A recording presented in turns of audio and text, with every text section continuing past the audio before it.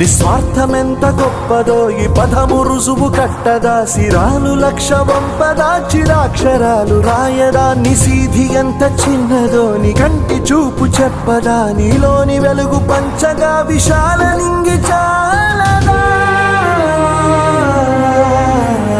మనుష్యులందు నీ కథ మహర్షిలాగా సాగదా, మనుష్యులందు నీ కథ మహర్షిలాగా సాగదా.